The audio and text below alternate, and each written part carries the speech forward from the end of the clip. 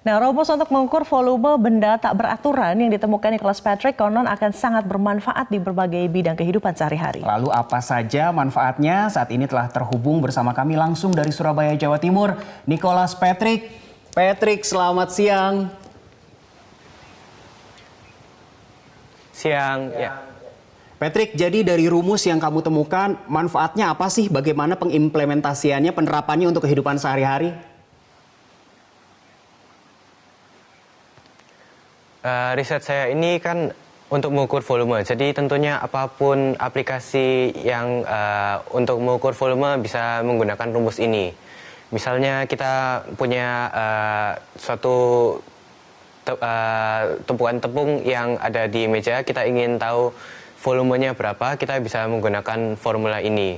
Atau bisa sesuatu yang lebih aplikatif seperti misalnya seseorang memiliki tumor di dalam otaknya misalnya, kita ingin tahu seberapa tumornya telah menyebar, kita bisa mengukur volume dari tumor ini menggunakan formula ini. Atau misalnya terdapat gunung di Mars yang kita ingin mengukur volumenya juga bisa pakai formula ini. Oke, ini kalau saya lihat ya Patrick, kamu sangat gemar dengan bidang matematika, tapi dari mana awalnya bisa kepikiran untuk mencari formula rumus terkait volume yang tidak beraturan? Silahkan Patrick. Jadi sejak kecil saya sangat terfascinasi dengan bentuk-bentuk geometri, dan suatu hari saya menemukan di internet formula yang bisa mengukur area atau luasan dari bentuk apapun, bentuk dua dimensi apapun. Nah, dari sini saya mulai berpikir bagaimana jika formula ini bisa diaplikasikan dalam 3 dimensi untuk mengukur volume dari bentuk apapun. Nah, setelah saya coba kerjakan dalam matematikanya, ternyata memang bisa dan ternyata bisa terbukti. Dan dari sana saya mulai buat programnya untuk bisa mengukur volume dari bentuk apapun. Tuh, jadi Dek, tadi katanya Patrick, jadi kalau saya nanti masak ada tumpukan tepung, saya nggak tahu itu gramnya gimana. Nanti saya mau belajar dulu sama Patrick gimana nih formulanya, Patrick, ya. Rumusnya. Oke, Patrick, tapi ngomong-ngomong kamu bilang tadi dari kecil, tapi memang support terbesar kamu dari siapa dan bagaimana sih orang sekitar kamu mensupport kamu?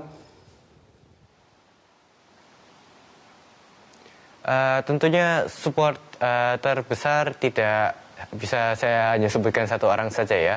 Orang tua saya tentunya ada membantu dalam riset ini. Orang tua saya membantu mementori saya. Pihak sekolah juga membantu saya dengan membiarkan saya mengerjakan riset ini, dan tentunya doa-doa dari teman-teman saya. Jadi dikelilingi sama orang-orang yang sangat positif dan suportif ya. Nah, kompetisi ini kan berlangsung secara online nih Patrick. Tahapan apa lagi yang masih harus dijalani dan kapan pengumuman, dan juga menurut kamu nih negara kompetitor terkait yang paling bahaya ini apa nih di Google Science Fair ini? Di Google Science Fair ini kita sekarang berada di tahap global finalis, ada 100 finalis yang akan nanti diseleksi lagi. Tetapi tahap selanjutnya menurut saya untuk riset ini, karena riset ini sebenarnya saya awalnya buat tidak untuk dilombakan atau sebagainya, saya lebih melihat kedepannya untuk mempublikasikan riset ini dalam jurnal Science, begitu. That's really awesome. Jadi sangat bukan hanya untuk kompetisi saja, tapi kayak yang tadi kata Dede bilang, diaplikasikannya kelak seperti apa. Kita tunggu nanti bentuk-bentuk dari penelitian kamu yang akan sangat berfaedah tentunya untuk warga Indonesia. Terima kasih Nicholas Patrick, we really proud of you. Sukses selalu.